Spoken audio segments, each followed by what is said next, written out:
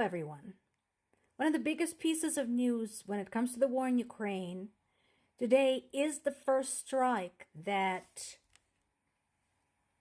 Ukrainians dealt with Western weapons against Russia's military targets.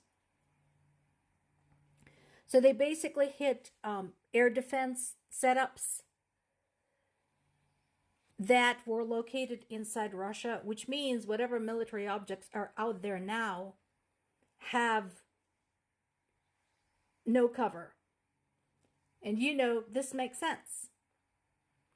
Russians tried this. Ukrainians got pretty good at shooting down their targets. But obviously it makes a lot more sense to destroy, for example, the entire missile launcher, they destroy one missile at a time, right? Or it's easier to destroy a military airfield than have to shoot down one bomb at a time. So that's exactly what they did. Again, Ukrainians remain very consistent in targeting military objects only. This is very indicative of their strategy. Of course, Russians immediately said they're going to kill everybody. And the biggest question is, oh yeah, what are you going to do exactly? Do you really think you can face off the entire world? You couldn't even face off the tiny little Ukraine. And again, if you want proof, look at the map. Look at Russia. Look at Ukraine. Look at the population size between Russia and Ukraine. They couldn't even get that. And Ukrainians are no longer new to civilian deaths. They understand the repercussions. But now they have some way to hit back.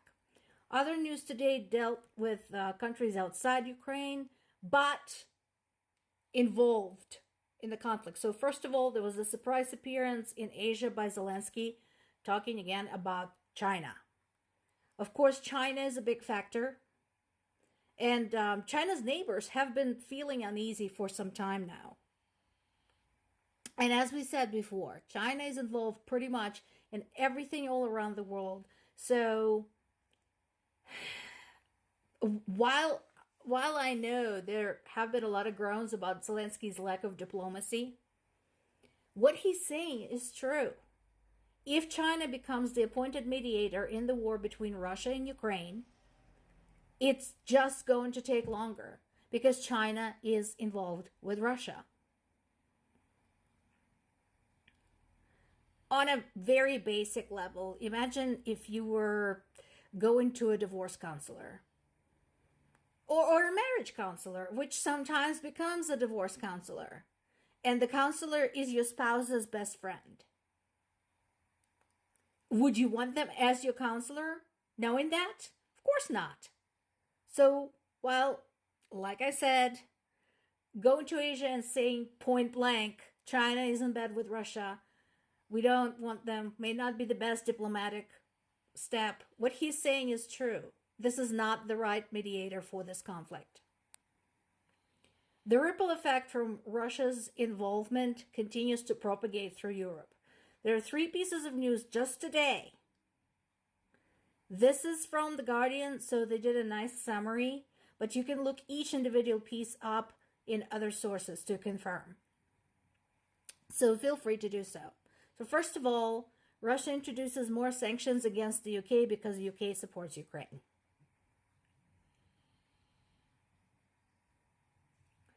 Again, the question is, so what? What is that going to do? People from the UK are not going to be able to go to Kamchatka on vacation. That is so sad. People in the UK are not going to be able to buy Russian cars or TVs or, washing machines. I'm sure they feel so terribly deprived. But jokes aside, there's some bits of Russian interference that are serious. Remember, we've been talking about several times through the course of the last few months about Russia's attempts to interfere with democratic processes in various parts of the EU, including the EU Parliament. So here's another case. Poland had arrested 18 people on allegations of pursuing hostile actions. So this is not the first time these people get caught in the EU in general and in Poland specifically. Why? Because Poland is close. It's right there. You can drive into Poland from some parts of Belarus. So, and Poland again has been very vocal in its support of Ukraine, despite many historic disagreements between Poland and Ukraine.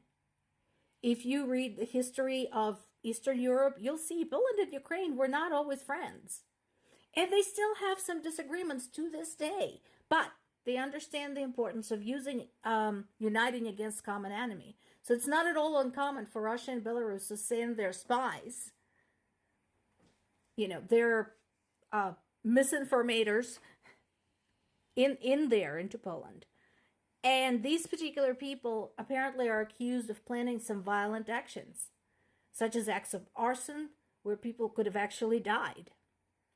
And in France, French police investigated the case where there were 5 full-size coffins covered in French flag placed at the Eiffel Tower. And they're checking it for Russian interference. Apparently, there were some incidents in the past, including the vandalism of the Holocaust Memorial in Paris. This was last week, so this is rather telling. And because Russia is connected with the anti-Semitic organizations around the world, and Russia itself is a country that has a long and sordid history of anti-Semitism, wouldn't surprise me at all. And so we've seen at this point such incidents they take place literally in every single member of the European Union. We've seen them in the Baltic states, we've seen them in France, Germany, Poland, Italy, Belgium. We've had reports from Sweden, and we have had reports from the UK as well. So, told you so. This goes well above and beyond Ukraine. If they're allowed to push their agenda throughout the world, they will continue doing so. And I'm sure this is not the last story of this kind that we're going to see in the coming months.